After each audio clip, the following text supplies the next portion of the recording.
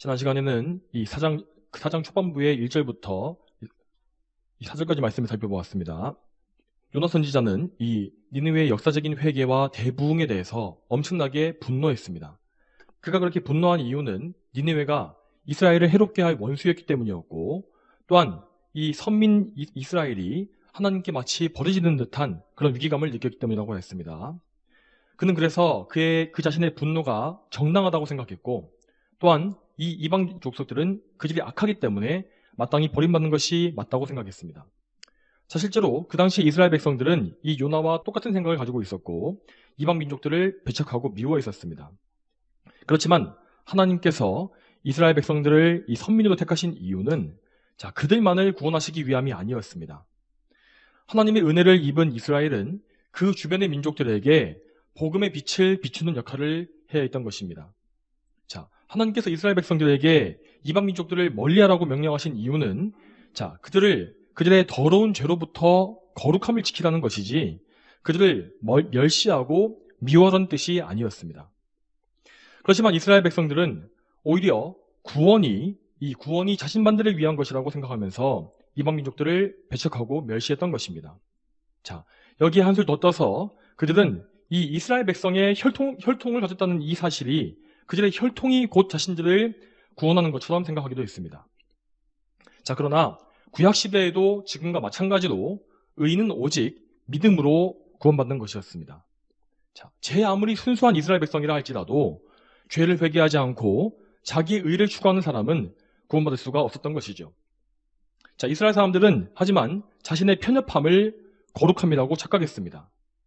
여러분, 그렇지만 이 이스라엘 백성들의 최초 조상인 아브라함은 결코 그러한 편협한 마음을 가지지 않았고 이방 족속들을 멸시하지도 않았습니다.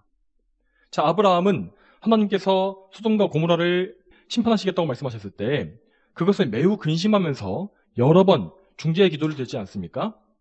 그는 소돔과 고모라의 죄악을 익히 알고 있었지만 그래도 그들 중에 의인들이 남아있을 것이라고 또 생각했고, 또한 악인들의 멸망을 안타까워하는 마음을 가지고 있었습니다. 그 마음을 가지고 아브라함은 하나님 앞에 엎드려서 그분의 뜻을 돌이켜달라는 기도를 드립니다. 창세기 18장 23절부터 25절 말씀에 아브라함은 이렇게 기도합니다. 여호와께서 의인을 악인과 함께 멸하시겠습니까? 그 성 안에 의인 50명이 있는데도 멸하시렵니까? 그 의인 50명을 위하여 그것을 용서하지 않으시겠습니까? 주께서 의인을 악인과 함께 죽이시는 것은 부당하며 의인이 악인과 같이 취급되는 것도 부당합니다. 온 땅을 심판하시는 주께서 정의를 행해야 하지 않으시겠습니까? 이 기도를 마친 이후에 아브라함은 아무래도 소돔과 고모라 땅에 50명이나 되는 의인들이 없을 것 같다는 생각이 들었습니다. 그래서 그는 의인의 수를 45명으로 줄여서 다시금 기도합니다. 그리고 그 다음에는 40명, 30명, 20명, 마지막으로 10명까지 또 줄였습니다. 이렇게 아브라함이 기도했던 것은 그 의인들, 그 10명에 해당하는 의인들만을 구원해달라는 뜻이 아니었습니다. 비록 적은 수를 할지라도 그 성에서 의인들을 발견하신다면은 그들로 인해서 나머지 죄인들까지도 인내해달라고 간청한 것이죠. 여러분, 이처럼 넓고 온유한 아브라함의 마음과 요나의 마음을 비교해 보십시오. 그 두 사람 사이에는 얼마나 큰 차이가 있습니까? 만일 요나가 이 자기 조상인 아브라함의 그 마음을 생각했더라면은 그는 니느웨의 회개를 싫어하는 것이 얼마나 악한 일인지를 알았을 것입니다. 그렇지만 이스라엘은 아브라함 이후에 약 1500년간의 세월을 거치면서 잘못된 선민의식을 가지게 되었습니다. 그래서 그들은 이방 족속들이 구원받는 것에 대해서 분노할 정도로 잘못된 생각으로 똘똘 뭉치게 된 것입니다. 이제 오늘 본문을 5절부터 보겠습니다. 요나는 하나님의 말씀을 전한 이후에 곧장 니느웨 성읍 바깥으로 빠져나왔습니다. 니느웨 사람들은 요나의 예언을 대단히 진지한 마음으로 받아들였기 때문에 그 사람들 중에서는 분명히 요나를 자기 집에 모셔서 대접하려고 하는 사람들이 있었을 것입니다. 그럼에도 불구하고 요나는 더 이상 아무것도 하지 않고 성 밖으로 나왔습니다. 그가 어떤 태도를 보였는지는 모르겠지만 그가 이렇게 하나님께도 무례하게 화를 냈던 것을 생각해보면 니느웨 사람들을 친절하게 대했을 리는 없겠지요. 그는 이렇게 니느웨를 빠져나온 이후에 이스라엘로 되돌아가지 않았고 니느웨 동쪽에 머물면서 그 성읍이 어떻게 됐는지를 지켜보려고 했습니다. 그는 하나님께로부터 40일 이후에 심판이 있을 것이라는 말씀을 받았기 때문에 어쨌든 그 말씀하신 40일을 기다려보면서 그 예언이 성취되기를 바라고 있었던 것입니다. 자, 만일에 니느웨 사람들의 회개가 일시적인 것이었다면 그들에게 반드시 심판이 내려질 것이라고 생각했던 것이죠. 그래서 요나는 아예 초막을 지어놓고 장기간의 야영을 하기로 결심합니다. 자, 하지만 그가 임시로 지은 이 거처는 이 근동지방의 뜨거운 햇빛을 막아주기에는 역부족이었고 그는 이 곧장 한낮의 더위에 많은 괴로움을 당하게 되었습니다. 자, 다음 6절을 보게 되면은 하나님께서 이렇게 무례한 요나에게 어떤 은혜를 베풀어 주셨는지가 나와 있습니다. 6절 맨 처음에 맨 처음 보면은 여호와 하나님이라 되어 있는데 이 여호와 하나님이라 되어 있는 이 단어는 원어에서 여호와 엘로힘이라 되어 있습니다. 여호와 엘로힘. 자, 여기에서 여호와라는 이름은 하나님께서 그분의 언약의 백성들과의 관계 속에서 자신을 계시하신 이름으로서 그분 당신의 백성에게 긍휼과 은혜를 베푸시는 하나님의 성품을 표현하는 이름입니다. 자, 그리고 엘로힘은 하나님의 전능하신 능력을 의미하는 이름입니다. 따라서 여호와 하나님이라고 되어 있는 이 이름은 전능하신 하나님께서 요나에게 이 언약의 긍휼과 은혜를 베푸셨음을 보여주는 말씀입니다. 자, 이런 하나님의 은혜는 6절부터 8절까지 하나님께서 준비하셨다는 단어로 표현됩니다. 하나님은 이 사랑이 없고 편협한 요나를 돌이키시기 위해서 박넝쿨과 벌레와 뜨거운 동풍을 준비하셨습니다. 자, 그리고 그 모든 준비와 실행은 가장 정확한 타이밍에 가장 좋은 목적으로 정확하게 사용되었습니다.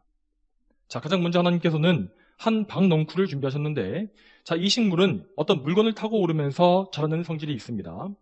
그래서 이 박넝쿨은 순식간에 요나의 초막을 타고 올라가서 많은 이파리를 맺었고 그에게 그 잎을 통해서 시원한 그늘을 제공했습니다. 그래서 요나는 이 크게 화를 냈던 것도 잊어버렸고 그 박넝쿨 때문에 매우 기뻐했습니다. 자, 여러분, 하지만 요나가 원래 기뻐해야 했던 것은 이 박넝쿨이 아니라 니느웨 사람들의 회개였습니다. 그렇지만 그는 정작 기뻐해야 할 것에는 분노했고 자신을 이 한순간 편안하게 해주었던 이 박넝쿨만을 기뻐했던 것입니다. 이처럼 요나는 하나님의 선지자이면서도 자기 자신을 사랑하는 마음이 너무나 컸던 것을 알 수 있습니다. 자, 한편 하나님께서는 하나님 앞에 이렇게 무례하게 행동하는 요나에 대해서 오히려 많은 긍휼을 베풀고 계십니다. 자, 하나님께서 이렇게 그에게 긍휼을 베푸시는 이유는 6절 말씀에 이렇게 나와 있습니다. 이는 머리 위에 그늘이 지게 만드셔서 그가 괴로움을 당하지 않게 하시려는 것이었다. 자, 하나님의 이러한 긍휼과 사랑은 우리 인간의 마음으로는 도저히 이해할 수가 없을 정도로 크고 놀랍습니다. 이렇게 하나님의 인내하심은 우리의 한계를 아득히 뛰어넘고 또한 그분의 마음은 이 온 우주보다도 무한히 더 넓으십니다. 하나님은 이렇게 무한하신 분이기 때문에 우리 인간과는 정말 차원이 다른 그런 사랑을 우리에게 베풀어 주실 수 있는 것입니다. 이사야서 55장 8절과 9절 말씀이 이렇게 나와 있습니다. 여호와의 말씀이다. 내 생각은 너희 생각과 다르며 내 길은 너희 길과 달라서 하늘이 땅보다 높은 것처럼 내 길은 너희 길보다 높고 내 생각은 너희 생각보다 높다. 여러분, 이 말씀은 하나님과 우리 인간 사이에 있는 이 무한한 차이를 정확하게 말씀하고 있습니다. 여러분, 하지만 우리는 우리의 수준에 맞추어서 하나님을 너무나 작게 생각할 때가 많습니다. 여러분, 그렇지만 우리가 이렇게 우리의 수준으로 하나님을 폄하하게 되면 우리의 신앙은 이 세상의 우상 숭배자들과 별 차이가 없게 될 것입니다. 여러분, 인간의 수준에서 상상해낸 신들은, 그 우상들은 얼마나 1차원적이고 또한 비인격적입니까? 물론 이 세상의 우상 숭배자들은 입만 열면 그들의 신이 자비롭다고 말합니다. 그렇지만 그들은 항상 자기 신에게 벌을 받을까 봐 무서워하고 있고 또한 그들의 신을 달래기 위해서 전전긍긍합니다. 그들의 신은 어떤 값없는 은혜를 베풀어 주는 것이 아니라 인간의 공로에 대해서 보상하는 존재일 뿐입니다. 그러므로 만일 우리가 하나님을 우리의 수준에서 생각하게 되면 우리 역시 하나님을 이 세상 신들의 수준으로 끌어내리는 죄를 짓는 것입니다. 자, 이러한 잘못된 신앙을 가진 사람들은 죄를 지었을 때에 하나님께 무슨 천벌을 받는 것이 아닌가 하면서 겁을 냅니다. 하나님을 사랑하기 때문에 죄를 미워하는 마음으로 슬퍼하는 것이 아니라 마치 노예와 같이 겁이 질려서 무서워하는 것입니다. 또한 그런 사람들은 이 하나님의 용서하심을 확신하지 못하기 때문에 계속해서 죄책감에 억눌려 있는 상태가 되는 것입니다.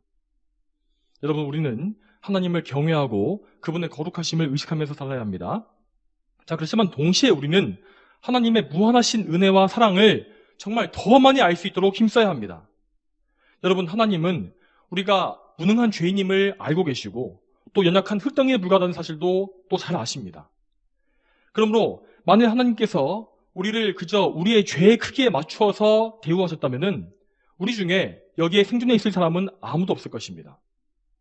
그렇지만 하나님은 그분의 백성들을 오래 참으시며 그들을 사랑해 주시고 기뻐해 주시는 분이십니다. 그 풍성한 은혜를 알아야만 우리는 담대하게 그리스도를 바라볼 수 있고 또한 그 믿음을 가지고 은혜의 보좌 앞에 달려갈 수가 있는 것입니다.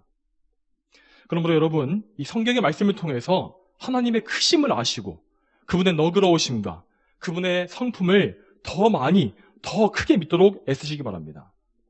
하나님에 대한 경외심과 함께 그분의 크고 풍성하심에 대한 믿음을 가지게 해달라고 항상 간구하십시오. 하나님을 올바르게 아시고 그 믿는 그 믿음을 우리 모두가 다 소유하게 되기를 소망합니다. 다시 본문을 보겠습니다. 자, 본문에서 하나님께서는 우선적으로 요나에게 이 박넝쿨을 주셨지만은 그의 모든 잘못을 그냥 덮어놓고 잘해주시기만 한 것이 아닙니다. 하나님은 요나를 회개하게 하시고 더욱더 온전한 믿음을 그가 가지기를 원하셨습니다. 그래서 하나님은 그에게 고난 역시 예비해 놓으셨습니다. 자, 이어지는 7절 말씀에서 하나님은 또다시 한 가지 도구를 준비하고 계십니다. 자, 그것은 이 식물을 갉아먹는 작은 벌레였는데 이 벌레는 진딧물의 일종인 것으로 추측되고 있습니다. 자, 이처럼 전능하신 하나님께서는 이 바닷속의 큰 물고기도 마음대로 움직이시는 분이시고 또한 이렇게 눈에 보이지 않을 정도로 작은 벌레들도 사용하시는 분이십니다. 하나님이 이러한 전능한 섭리에 의해서 이 박넝쿨은 금세 시들어버렸고 이제 요나의 초막에는 해를 가려줄 수 있는 그늘이 없어지고 말았습니다. 자, 여기에 더해서 하나님은 요나를 훈계하시기 위해서 또 하나의 도구를 더 준비하십니다. 8절 말씀에 해가 떠오를 때에 하나님께서 뜨거운 동풍을 준비하셨고, 자, 여기 나오는 뜨거운 동풍은 이 시로코라고 부르는 바람이라고 합니다. 자, 이 바람은 기온을 이 40도까지 올릴 만큼 뜨겁고 또한 매우 건조한 바람입니다. 그래서 이 바람에 오래 노출된 사람은 탈수 현상과 열사병으로 심하면 죽음에 이르게 됩니다. 그렇기 때문에 요나 역시 금세 이 바람 때문에 기력이 쇠하게 되었고 또다시 죽기를 간청하면서 내게는 사는 것보다 죽는 편이 낫겠습니다 라고 말하고 있습니다. 자, 바로 이어서 9절 말씀을 보겠습니다. 그러자 하나님께서 요나에게 말씀하셨다. 내가 박넝쿨 때문에 화내는 것이 옳으냐? 요나가 대답하기를 제가 죽도록 성내는 것이 당연합니다 하니.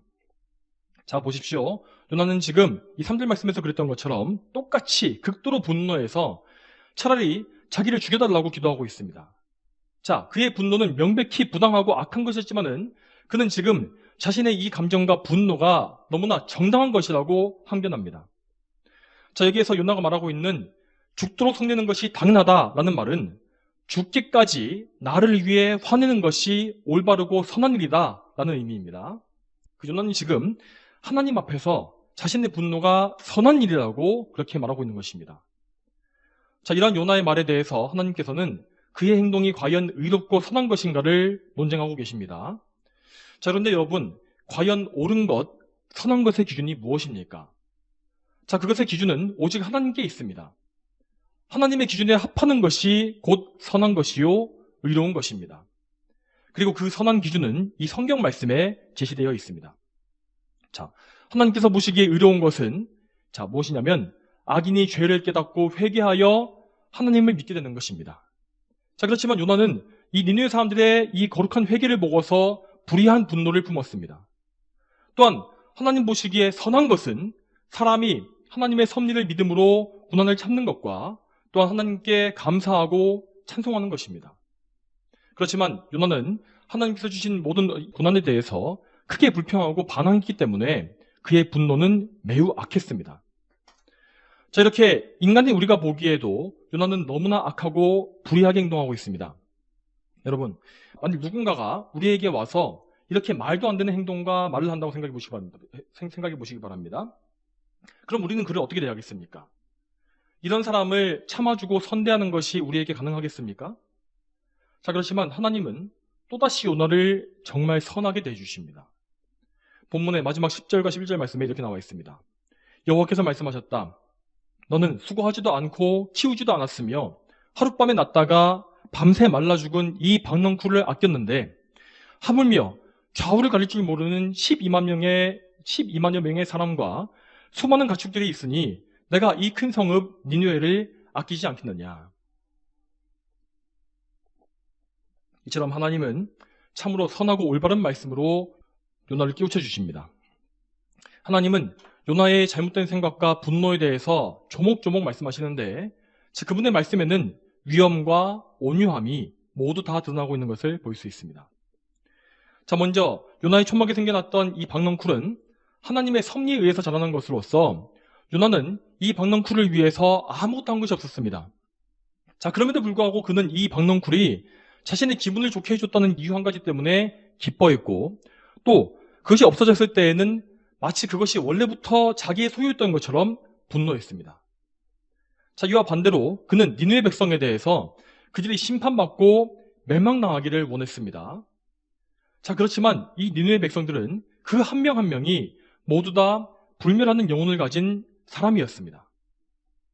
하나님은 그들 모두를 한 명 한 명을 다 하나님의 형상을 따라 창조하셨고 그들이 이 세상에서 태어나서 이제까지 살아온 과정 가운데 늘 그들을 돌보아 주셨습니다. 비록 니느웨 사람들은 하나님을 몰랐지만 하나님은 그들을 귀히 여기신 것입니다. 그리고 하나님은 이 좌우를 가릴 줄 모르는 사람이 니느웨에 12만 명이 있다라고 말씀하십니다. 자, 여기에서 좌우를 가릴 줄 모른다라는 이 표현은 각자들마다 해석이 갈립니다. 어떤 학자는 이 문장이 이 사리 분별을 하지 못하는 어린이들을 가리킨다고 해석하고 또 어떤 사람들은 이것이 단지 영적인 분별력이 없는 불신자들을 말한다고 해석합니다. 어쨌든 당시 니느웨에는 최소 30만에서 최대 60만에 이르는 엄청난 인구가 살고 있었다고 합니다. 하나님은 이 수많은 죄인들을 아끼시고 불쌍히 여기신 것이고 또 여기에 더해서 거기에 사는 수많은 가축들까지도 귀히 여기신다고 말씀하셨습니다. 자, 그런데 11절 말씀에서 하나님께서 이 가축들의 생명을 언급하신 것을 두고서 어떤 사람들은 이것을 이 동물 애호를 지지하는 근거로 사용하기도 합니다. 그렇지만 이 말씀은 그런 것이 아닙니다. 자, 물론 하나님께서는 동물들 한 마리 한 마리를 다 돌봐주시고 그들의 생명을 보존하십니다. 하지만 성경은 결코 인간의 생명과 동물의 생명을 동일선상에 두지 않습니다. 사람의 생명은 동물의 생명과 비교할 수 없이 훨씬 더 귀합니다. 자, 그러므로 이 말씀에서 하나님께서 동물들을 언급하신 이유는 요나가 이 박넝쿨을 귀하게 여겼던 어리석음을 지적하시기 위함입니다. 요나는 이 풀떼기에 불과한 이 박넝쿨 하나를 아껴서 화를 냈는데 저 니느웨에는 수많은 사람들이 있으면 물론이고 하물며 그 식물인 박넝쿨보다 훨씬 더 귀한 가축까지도 수없이 많다라고 말씀하신 것이죠. 여러분, 이 말씀을 들은 요나의 반응은 과연 어땠을까요? 자, 이 책에는 그 내용이 나오지 않지만은 그는 분명히 하나님 말씀을 인정하고 자신의 죄를 회개했을 것입니다. 왜냐하면 하나님께서는 그분의 자녀들에게 죄를 회개하게 하는 은혜를 베풀어 주시기 때문입니다. 이제는 요나가 이 물고기 뱃속에서 회개했던 것처럼 그는 다시 한번 회개해서 하나님 말씀에 순종하고 회개했을 것이 분명합니다. 자, 이렇게 해서 하나님은 니느웨 백성들과 더불어서 요나 역시 죄에서 돌이켜 주신 것이고 그들 모두를 구원으로 이끌어 주시는 은혜를 베풀어 주셨습니다.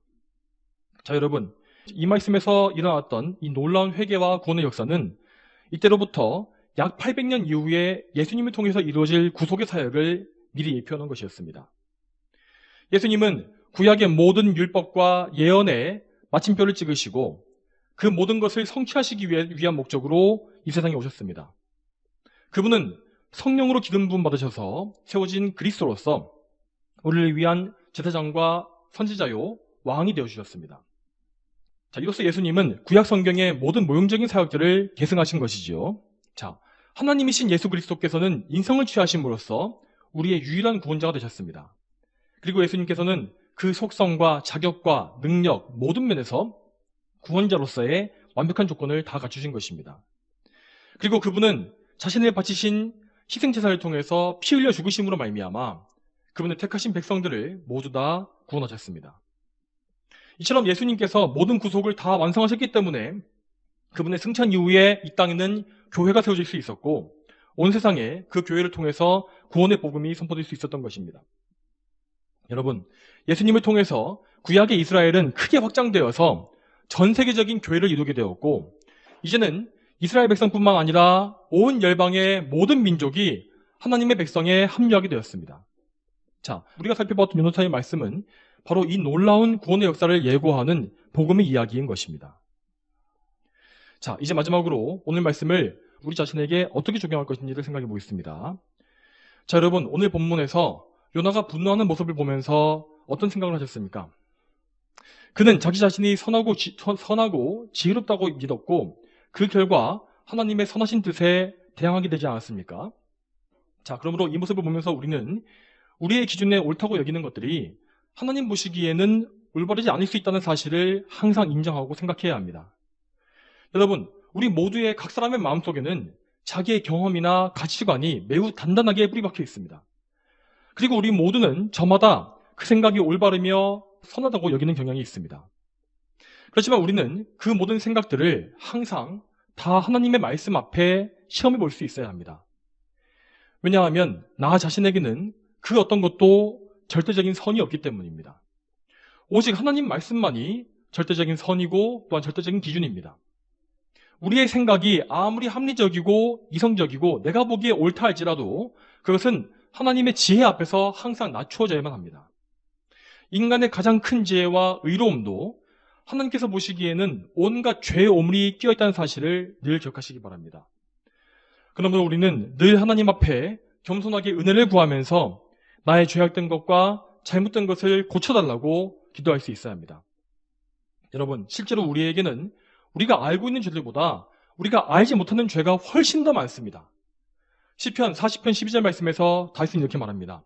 자신의 죄가 나의 머리카락보다 더 많으니 내가 낙심하고 있습니다. 자, 여러분, 이것은 비단 다윗만의 문제가 아니라 아담에게서 죄성을 물려받은 우리 모두에게 똑같이 다 적용될 수 있는 말입니다. 여러분, 오늘 말씀에서 하나님께서 요나를 책망하신 이 말씀을 잘 살펴보시기 바랍니다. 하나님은 너무나 온유하시면서도 매우 단호하게 요나의 죄를 지적하셨습니다. 그리고 여러분, 우리는 이 말씀을 우리 자신을 향한 하나님의 말씀으로 들을 수 있어야 합니다. 자, 잠언 3장 6절부터 8절까지 말씀에 이렇게 나와 있습니다. 너는 모든 일에서 그분을 인정하여라. 그리하면 그분이 내 길들을 평탄케 하실 것이다. 너는 스스로 지혜로운 척하지 말고 여호와를 경외하며 악에서 떠나라. 그것이 내 몸에 양약이 되고 내 뼈들을 윤택하게 하실 것이다. 여러분, 우리는 이 말씀을 우리의 마음판에 새겨야 합니다.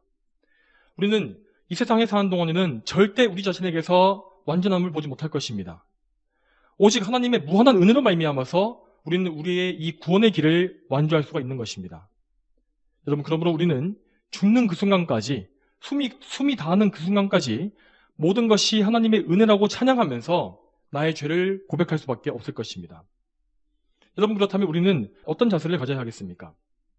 요나처럼 자신을 선하게 여기고 올바르게 여기는 것은 전혀 올바른 자세가 아닙니다. 자, 그러한 자세와 행동은 이 사도 바울에게 예수님께서 말씀하신 것처럼 가시도 친 막대기를 찾는 것과 같이 어리석은 일입니다. 그러므로 그 어떤 면에서도 자신의 지혜나 경험을 신뢰하지 마시고 그 모든 것을 다 하나님 앞에 내려놓고 하나님의 선하신 뜻만을 구하시기 바랍니다. 또한 오늘 말씀을 통해서 우리는 죄악에 대한 올바른 생각과 자세에 대해서 생각해 볼 수 있어야 합니다. 여러분, 지금 이 세상에는 너무나 악하고 왜곡된 생각을 가진 사람들이, 그런 죄인들이 넘쳐나고 있습니다.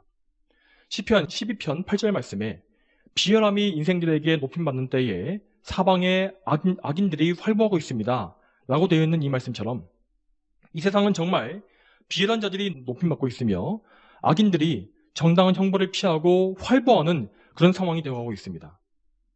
물론 우리는 이런 상황들에 대해서 의로운 분노를 품어야 하고 모든 죄악을 미워하는 마음을 가져야 합니다. 자, 그렇지만 그렇다고 해서 우리는 그 악인들을, 죄를 짓고 있는 악인들을 저주하거나 그들의 멸망을 기도하지는 말아야 합니다. 우리는 요나의 마음이 아니라 예수님의 마음을 품어야 합니다. 하나님께서 악인들을 징계해 주시되 그 징계를 통해서 그들이 망하는 것이 아니라 그들이 회개하고 구원으로 돌이키기를 바라는 마음을 가져야 하는 것입니다. 악인들을 향한 이 사리와 미움을 버리고 원수들까지도 불쌍히 여기는 그 마음을 우리는 항상 가질 수 있어야 합니다. 그리고 그 마음을 구해야 합니다. 여러분, 그렇지만 그 동시에 우리는 항상 죄에 대한 단호한 입장을 고수해야 합니다. 여러분, 제가 말씀드린 이 예수님의 마음이란 것은 죄 자체를 포용하는 것이 아닙니다. 우리는 항상 죄인들의 회개를 촉구하고 그들의 죄를 지적하며 그들이 그 죄를 버리고 하나님께로 돌이키기를 바라야 합니다. 그들이 무슨 짓을 하든지 다 받아주고 그저 허허실실 내버려 두는 것은 결코 성경적인 참된 사랑이 아닙니다. 그런데 오늘날 교회 안에 많은 사람들과 또한 사역자들은 죄를 용인하고 거짓된 믿음과 비진리를 포용하는 것이 사랑이라고 우리를 속이고 있습니다. 그리고 더 많은 교회와 더 많은 교인들이 이런 거짓말에 더 넘어가고 있고 이것이 점점 더 전 세계 교계 안에서 많은 비중을 차지하게 되어가고 있습니다. 여러분, 이런 악한 세태 가운데서 항상 지지 마시고 항상 지혜와 순결함을 가지시길 바랍니다. 우리 예수님의 말씀처럼 뱀같이 슬기롭고 비둘기같이 순결한 그런 성도가 다 되십시오. 하나님의 말씀으로 이 시대의 영적인 표적들을 분별하시고 항상 죄로부터 자신을 거룩하게 지키시길 바랍니다. 자, 이런 진리의 삶 때문에 사람들이 아무리 우리를 비판하고 공격할지라도 우리는 언제나 하나님의 말씀을 기준으로 굳센 믿음을 견지해야 합니다. 언제나 이 세상의 악한 흐름에 동참하지 마시고 옛적에 우리의 믿음의 선조들이 따랐던 것처럼 선한 길로, 옛적 그 선한 길로 행하시기를 바랍니다. 이제 말씀을 맺겠습니다. 성도 여러분, 우리는 이제까지 요나서의 말씀을 통해서 하나님의 놀라운 은혜와 사랑, 또한 그 구속의 역사에 대해서 살펴보았습니다. 또한 하나님의 선하신 뜻에 복종하며 겸손히 행하는 것이 무엇인지도 그 말씀을 드렸습니다. 우리 모두가 이 선한 말씀들을 마음판에 깊게 새기고 항상 그래서 하나님의 뜻에 합한 사람들이 다 되기를 소망합니다. 선하신 하나님께서 저와 여러분 모두를 선대해 주셔서 우리에게 참된 사랑과 거룩함을 주시기를 소망합니다. 다 함께 기도하시겠습니다. 하나님 아버지, 오늘도 이 거룩한 말씀을 통하여서 우리를 구원하신 하나님의 은혜가 무엇인지를 알게 하시고 하나님의 그 무한한 사랑과 은혜가 얼마나 넓고 깊고 크신지를 보게 하심에 감사드립니다.